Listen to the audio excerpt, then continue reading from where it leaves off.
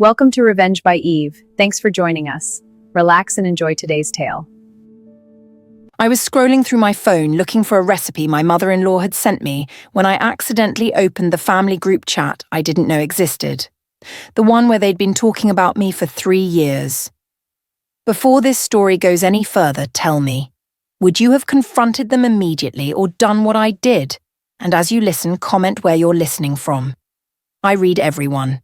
My name is Eve Harper, and when I married Daniel Richardson 5 years ago, I thought I'd won the in-law lottery. His parents, Margaret and Robert, were warm and welcoming from the moment we met. Margaret hugged me at our first dinner together and told me to call her Mom if I felt comfortable. Robert shook my hand firmly and said, "We're so glad Daniel found someone like you." Someone like me. At the time, I thought it was a compliment. Daniel was their only son, the baby of the family with 2 older sisters, Victoria and Samantha. Victoria was a corporate lawyer, sharp and polished, married to a finance executive named Greg. Samantha was a stay-at-home mom with 3 perfect children and a husband who worked in real estate. The Richardson family was everything my own family wasn't. My parents had divorced when I was young, and holidays were always tense, divided affairs. But the Richardsons, they did big Sunday dinners, annual beach vacations, coordinated holiday cards. They were the kind of family you saw in commercials, and they welcomed me with open arms. Or so I thought. Daniel and I met at work. We were both marketing coordinators at a mid-sized firm. He was funny and kind, with an easy confidence that came from growing up loved and supported. We dated for 2 years before he proposed, and during that time, I spent countless weekends at his parents' house. Margaret would cook elaborate meals and insist I sit while she worked, waving away my offers to help. "You're a guest, sweetheart. Just relax and tell me about your week." Robert would pull Daniel aside for father-son talks while the women sat in the living room. Victoria and Samantha would include me in their conversations, ask about my job, compliment my clothes. I felt like I'd found my people. The wedding was beautiful. A garden ceremony at the Richardson family estate, with 200 guests and every detail planned to perfection. Margaret helped me choose my dress, held my hand when I got nervous, and cried during the ceremony in a way that felt genuinely emotional. "You're part of our family now," she whispered when she hugged me at the reception. Truly part of us. I believed her. The first year of marriage was blissful. Daniel and I bought a small house 20 minutes from his parents. We'd go to Sunday dinners every week, and I'd help Margaret in the kitchen while Daniel watched football with his dad and brothers-in-law. Margaret would tell me stories about Daniel's childhood, show me photo albums, share family recipes. "I'm so glad he married you," she'd say. "You're exactly what this family needed." I'd go home feeling full, not just from the food, but from the sense of belonging. Victoria and Samantha treated me like a sister. We'd text throughout the week, send each other funny memes, make plans for girls' nights. When I got promoted at work, they took me out to celebrate. When I was sick with the flu, Samantha brought me homemade soup. It felt real. It felt like the family I'd always wanted. The first warning sign came about 18 months into my marriage, though I didn't recognize it as such at the time. Daniel's grandmother passed away, and the family gathered for the funeral and the week of mourning that followed. I took time off work to help with preparations, coordinate food for visitors, support Daniel through his grief. During one of the long afternoons at Margaret and Robert's house, I was in the kitchen cleaning up when I overheard Victoria and Samantha talking in the dining room. "Well, at least she's making herself useful," Victoria said. "That's what she does best," Samantha replied with a small laugh. I froze, dish towel in hand. "Mom says she's been helpful with Grandma's things. Be very organized." "Of course she is. She's trying so hard." The way Samantha said, "trying so hard," made my stomach turn.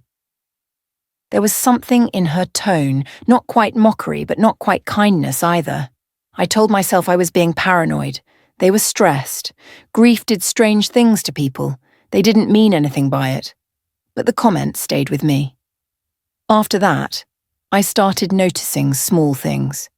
The way Margaret would smile at me but then exchange glances with her daughters. The way conversations would pause when I entered a room.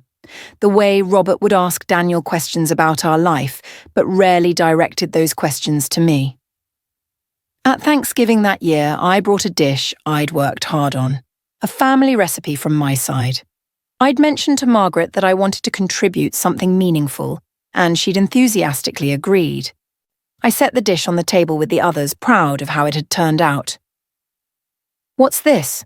Robert asked. "It's my grandmother's sweet potato casserole. I've been making it since I was a kid." Margaret smiled, but it didn't quite reach her eyes. "How unique. We usually do traditional sweet potatoes, but this is different." Different. The word hung in the air. No one took much of it. I watched as people filled their plates with everything else, leaving my dish largely untouched. Daniel didn't notice. He was caught up in conversations with his dad and Greg about some football game. I sat there pushing food around my plate, feeling inexplicably small. "The turkey is perfect this year, Mom," Victoria said, and Margaret beamed. "Thank you, darling. I used the same recipe as always. Why mess with perfection, right?" The comment felt pointed, and though I couldn't say why. Later, as we were leaving, Margaret hugged me. "Thank you for bringing that dish, Eve. It was very thoughtful of you to try." Try, as if I'd failed some test I didn't know I was taking. The unease grew over the following months. I started noticing patterns. At family gatherings, I was always assigned tasks, clearing plates, watching the younger kids, running errands. Nothing terrible, nothing I could object to without seeming lazy or unhelpful. But Victoria and Samantha rarely did these things. They sat and chatted with their mother while I worked. When I mentioned it to Daniel, he brushed it off. "They're just used to you being helpful. You're so good at that stuff." "But why am I the only one doing it?" "You're not. Everyone pitches in." But they didn't. Not the way I did. When I also noticed that family photos rarely included me.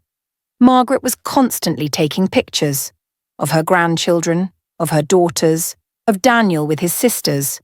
I'd be cropped out or standing awkwardly at the edge of the frame. When the annual family Christmas card came out, I was positioned at the very end of the group shot, partially hidden behind Robert.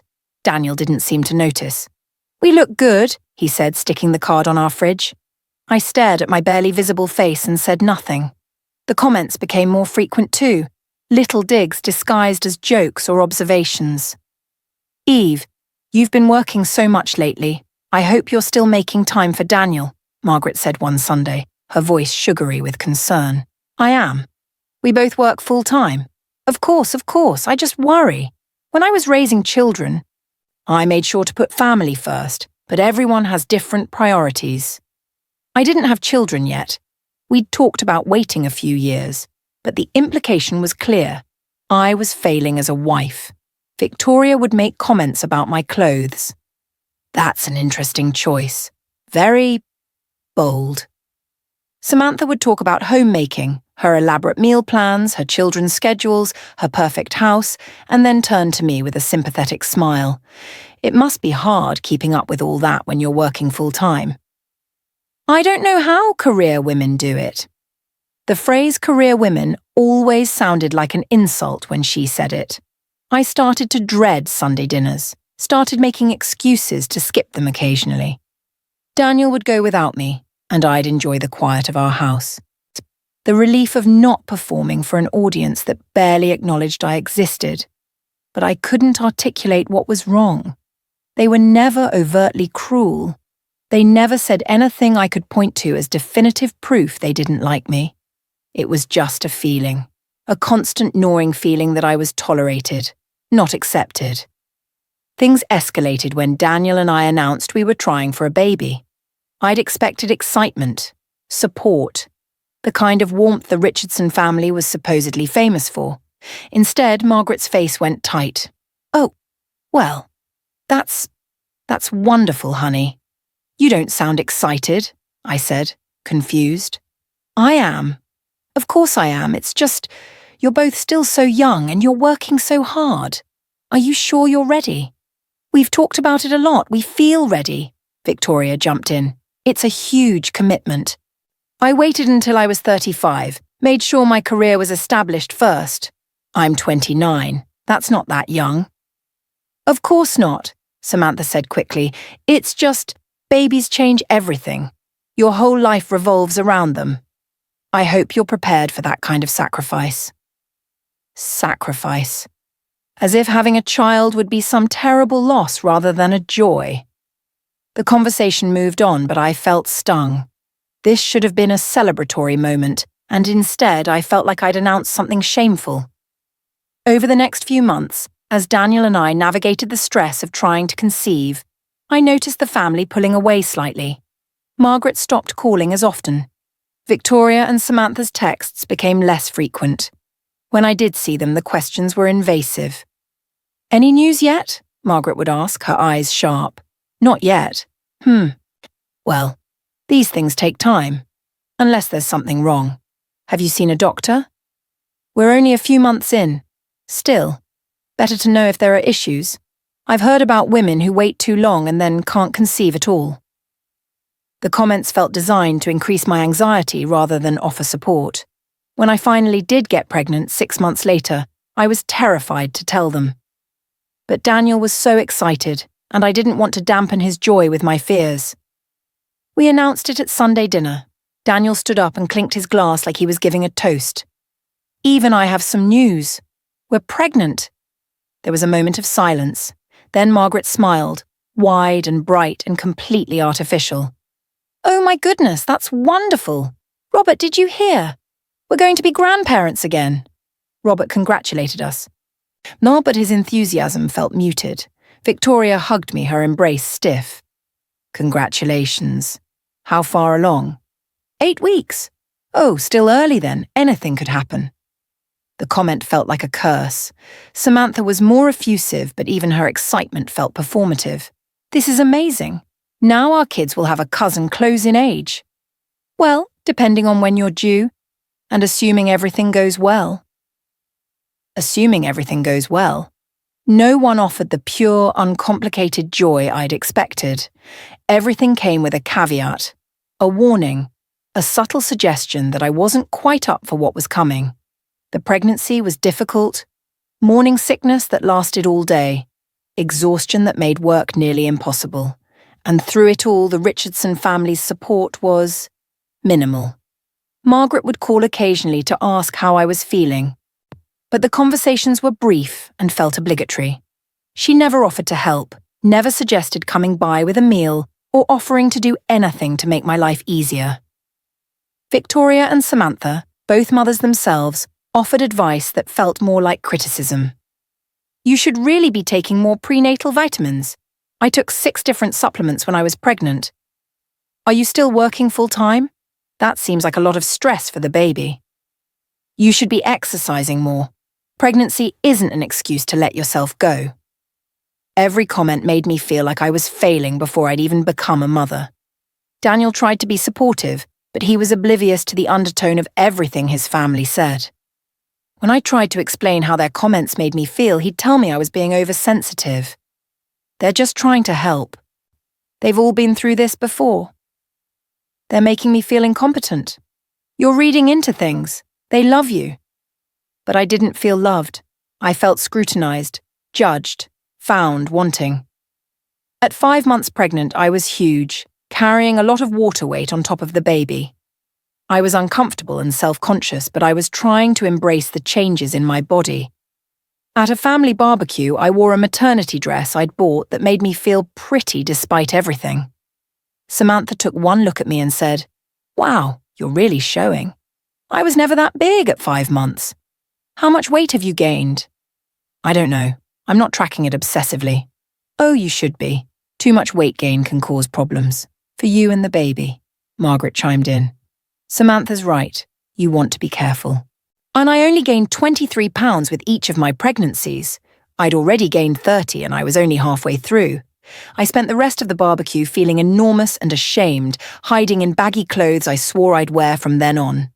That night, I cried in Daniel's arms. They're being horrible to me. They're concerned, that's all. No, Daniel, they're being mean. Can't you see it? You're hormonal. Pregnancy makes everything feel more intense. I pulled away from him, angry now. Don't dismiss my feelings because I'm pregnant. I'm telling you something is wrong and you're not listening. I'm listening. I just think you're misinterpreting their intentions. We didn't speak for the rest of the night. The core betrayal happened 2 weeks before I was due. I was at home on maternity leave, preparing the nursery and trying to rest as much as possible. My phone was on the kitchen counter, charging. Daniel had left for work and I was making tea when his phone buzzed on the table. He'd forgotten it. I picked it up, planning to text him to let him know, when I saw the notification. Richardson family group chat. I frowned. I didn't know there was a Richardson family group chat. Daniel and I texted with his parents and sisters individually, but I'd never seen a group thread. Curiosity got the better of me. I opened the messages, and my entire world shattered. The chat went back years, 3 years, starting just after Daniel and I got engaged. I scrolled to the top, my hands shaking, and started reading. Margaret. I know we need to be welcoming, but I have serious concerns about this girl. Victoria. She's fine, Mom. Oh, Daniel loves her. Margaret. Daniel thinks he loves her, but she's not one of us. She doesn't come from our kind of family. Samantha. What does that mean? Margaret. Her parents are divorced. She doesn't understand what real family looks like. I'm worried she'll poison Daniel against us. Robert. Let's give her a chance. She seems nice enough. Margaret. Nice isn't enough, but we'll make the best of it. We have to for Daniel's sake. I felt sick. The messages continued. Hundreds of them, thousands. Victoria. Eve brought that weird casserole to Thanksgiving. Did anyone even try it? Samantha. I did. It was not good. Very bland. Margaret. Well, she tried. That's what matters. We'll smile and be gracious. Victoria. Always the gracious Margaret. Margaret. Someone has to maintain standards in this family. I kept scrolling, my vision blurring with tears. Margaret. Eve's working so much lately. I'm worried about her priorities. Samantha. Do you think she even wants kids? Victoria. Probably too focused on her career. Some women just aren't maternal. Margaret. Well, let's hope she comes around. Daniel deserves children. Then the messages about the pregnancy announcement. Victoria. Did you see Mom's face? I thought she was going to faint. Samantha. She's not ready to be a mother. She can barely take care of herself. Margaret. We need to be supportive, even if we have concerns. This baby is a Richardson, and we'll protect it. Protect it. From me. Its mother. Victoria. She's gained so much weight already. Samantha. Didn't you say she looked huge at 5 months? Samantha. Massive. And she's not even trying to eat healthy. I saw her eating a donut last week. Margaret. Well, we can't control her. We can only do our best to guide her. Hopefully she doesn't do too much damage. Robert. You're all being too harsh. She's doing fine. Margaret. Robert, you're too soft. We're just being realistic. Eve is not equipped for this, but we'll step in when necessary. The messages went on, criticizing my clothes, my job, my friends, my family background, mocking things I'd said, things I'd done, laughing at me behind my back. And Daniel. Daniel was in the chat. He rarely said much, but he never defended me, never told them to stop, never said, "That's my wife you're talking about." The most recent message was from yesterday. Margaret. I'm already preparing to help a lot after the baby comes. Eve is going to need us. She has no idea what she's doing. Victoria. Thank God we'll be there. That baby deserves at least one competent parent. Samantha.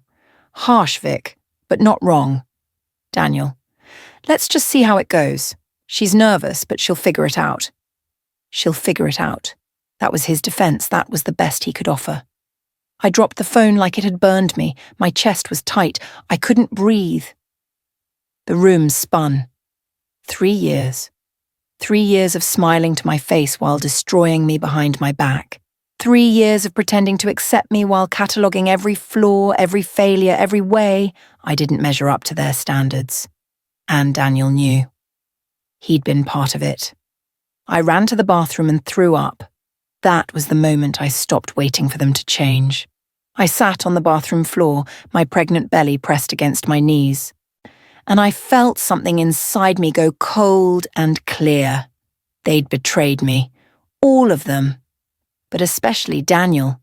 He was supposed to be my partner, my protector, the person who stood between me and the world. Instead, he'd stood with his family while they tore me apart.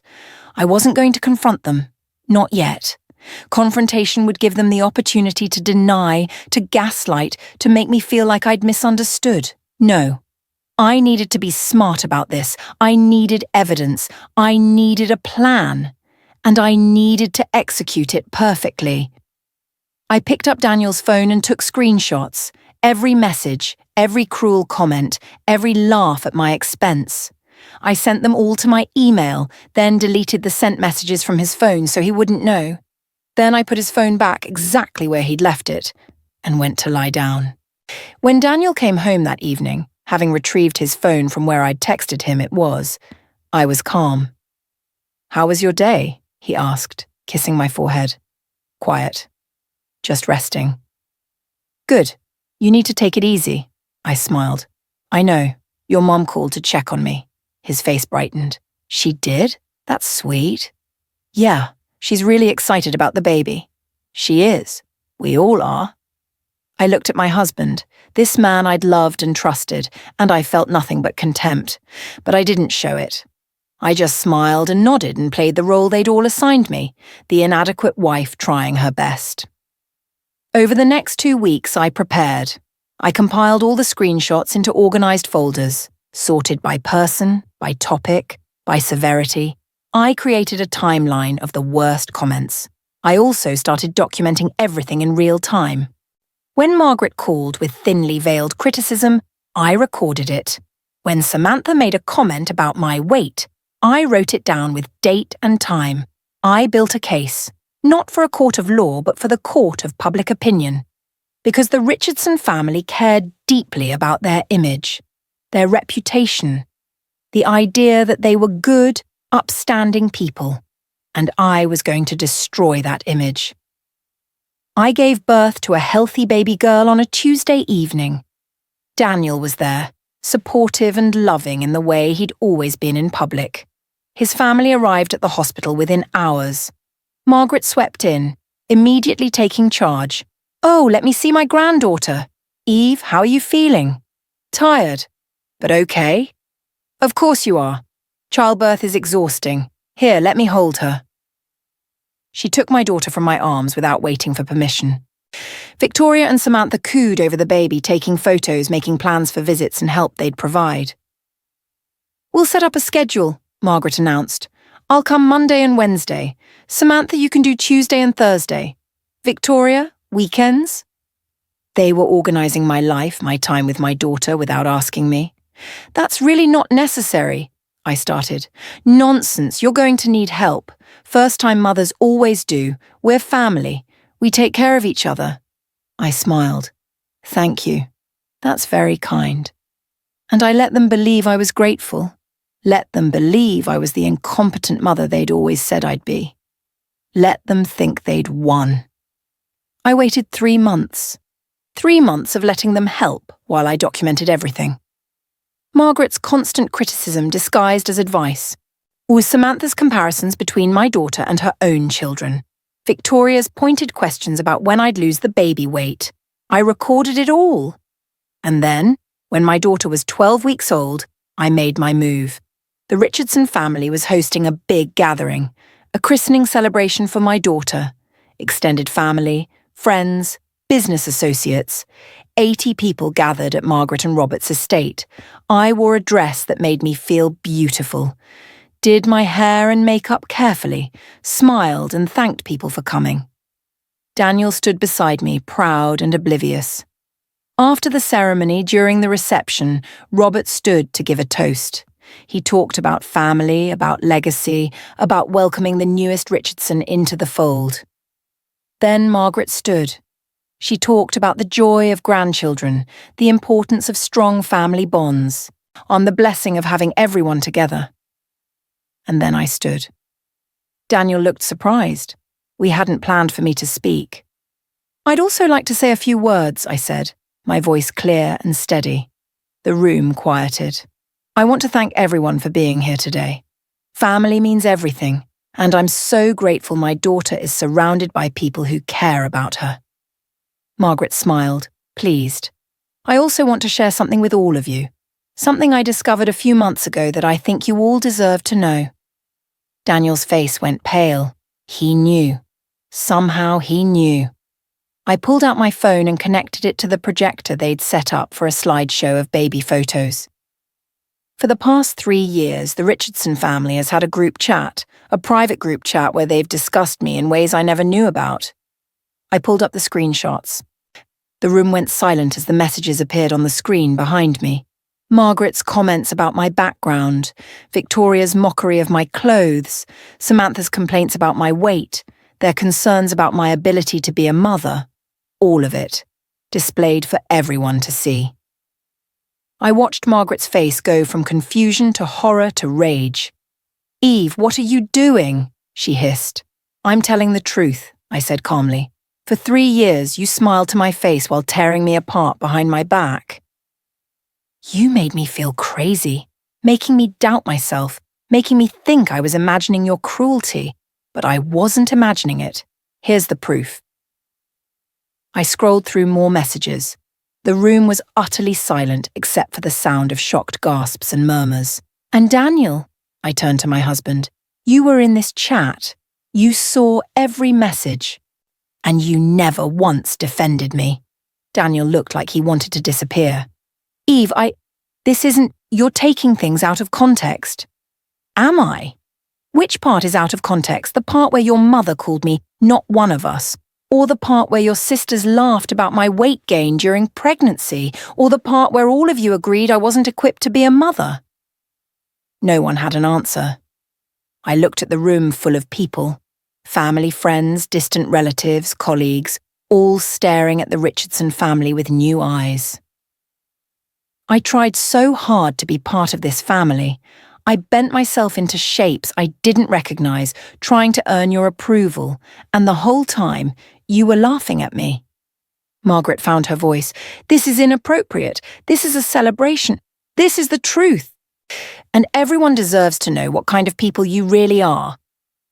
I disconnected my phone from the projector and picked up my daughter from where she'd been sleeping in her carrier.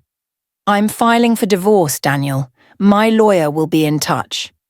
"Eve, please, can we talk about this?" "We're done talking. You chose them over me at every turn. You let them abuse me emotionally for years. There's nothing left to discuss." I walked toward the door. Margaret stepped in front of me. "You can't do this. You can't just take our granddaughter. Watch me." I moved past her and walked out of the house, leaving behind the family who'd never truly wanted me. The fallout was spectacular. By the next day, everyone who'd been at the christening had shared what happened. The Richardson family's reputation, their carefully cultivated image of warmth and togetherness, was destroyed. Business associates distanced themselves from Robert. Margaret's social circle quietly excluded her. Victoria and Samantha faced awkward conversations with their own in-laws about how they'd treated me. Daniel tried to apologize. He called, texted, showed up at my apartment begging for another chance. "I'm so sorry. I should have defended you. I should have stopped them. I was weak and I was wrong and I'll do anything to fix this." "You can't fix it. You stood by while they destroyed me. That's not something you come back from." "I love you." "No, you don't. You love the idea of keeping everyone happy. You love avoiding conflict, but you never loved me enough to protect me." The divorce was ugly. Daniel fought for custody, but the evidence of the group chat, of his complicity in years of emotional abuse, worked against him. We ended up with joint custody, but I have primary placement. My daughter will grow up knowing her father, but she won't grow up thinking it's normal for families to treat each other with such cruelty. Margaret and Robert have limited supervised visitation. They tried to argue they deserved more, but I presented the chat logs to the mediator. These are the people who spent 3 years mocking their daughter-in-law, questioning her parenting abilities, and undermining her at every turn. I will not allow them unsupervised access to my child. They stopped fighting after that. 2 years later, I'm 32 years old and rebuilding my life. I have a good job, a nice apartment, and a daughter who's healthy and happy. I've started dating again, someone who treats me with respect and wouldn't dream of letting anyone speak badly about me. I've also reconnected with my own family. My parents, despite their divorce, have been wonderful grandparents. They've shown me what real support looks like. The Richardson family, they're strangers to me now. I see Daniel when we exchange our daughter, and our conversations are brief and polite. I heard through mutual acquaintances that Margaret and Robert's marriage is strained, the stress of their exposed cruelty taking its toll. Victoria got divorced. Apparently, Greg had started to see parallels between how she'd treated me and how she treated him. Samantha is still married, still posting perfect family photos on social media, but I've heard from people who know her that she's miserable. I don't take pleasure in their struggles, but I don't feel sorry for them either. They made choices to belittle me, to mock me, to make me feel small. And when those choices were exposed, they faced consequences. I look back now and I'm amazed I survived those years. The constant criticism, the feeling of never being good enough, the isolation of being married to someone who should have protected me but didn't. But I did survive. More than that, I thrived. Because walking away from people who don't value you isn't weakness. It's not vindictive or cruel. It's self-preservation. It's self-respect. And it's the most powerful thing you can do. If you were in my place, what would you have done differently? And don't forget to tell me, where are you listening from right now? This is Revenge by Eve. And your voice matters here. Thanks for watching Revenge by Eve. We hoped you enjoyed the story. See you soon.